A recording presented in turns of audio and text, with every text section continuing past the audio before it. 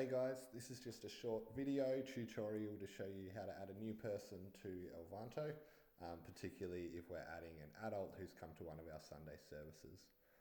So the first thing you want to do is head to gatewaychurch.taz.elvanto.com.au and you'll be greeted with this login screen.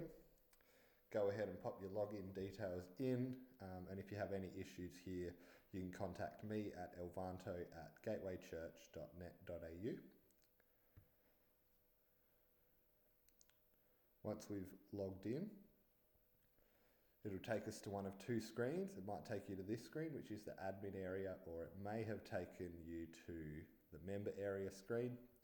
Either way, we want to head to the admin area. And over in the sidebar, you should see people, add person. That's where we want to click. And generally speaking, where we're going to add people to is new people.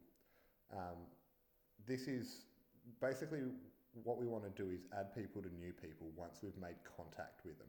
So we don't really want our system getting clogged up with people who came once as visitors and never came back.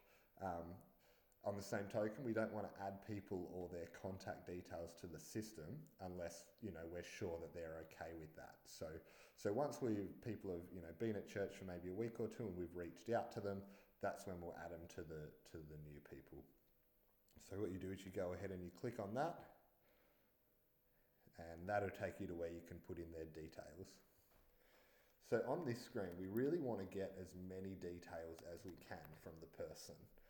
Sometimes that can be tricky, but it will help us further down the track with anything we want to do. So as many details as we can as possible would be great. Some of these you can even assume without asking them.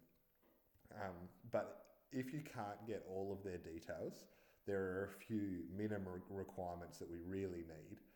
We need to know their first name and their last name, and we need to know their demographic, which age they fit in. You can generally guess that one. If you're really unsure, you can go temporarily unknown and find out later, but it won't let you save. This is a required field, so you won't be able to save the person without filling it out.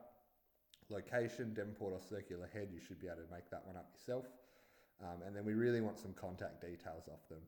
Like I was saying, we don't want to add people unless we've already had this conversation, but we shouldn't be adding someone to Elvanto unless we have their contact details, because this is not just a system or a way of ticking a box for us.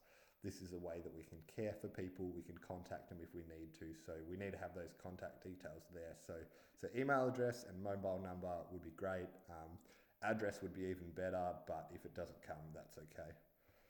So once you've popped those details in, scroll down, you can ignore this, ignore the training and checks.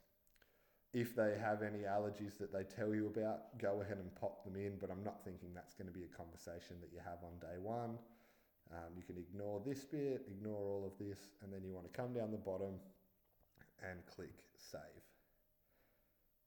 Now, as you can see, it's come up. I didn't actually select a demographic or a location, so it hasn't let me save them. I'll do that. Click save again. And now this person's been created in the system. You can add them to a group or a flow or anything like that that you might have set up. One thing I will say is if you're adding multiple people at a time, before you add the next person, make sure to remember to go back to people, add person again. If you just start writing over these details here and clicking save, you'll just override the person you've already created. One last thing I would say is that once you've created your person into new people, it's important that we remember that we don't just want someone to stay there, but we do want to move them on.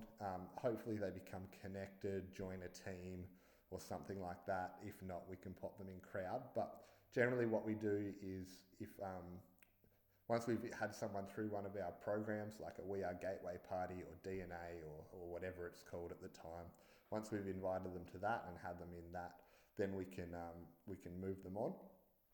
Or if we really struggle with contact with them, then maybe they'll need to be archived eventually. But we don't want to just leave people in new people. We want to see them become connected to our church. That's about it. If you have any questions or queries, just email me at elvanto@gatewaychurch.net.au. If you don't see some of the things on this sidebar that you think you should be seeing, then email me again and we'll sort that out. Thanks, bye.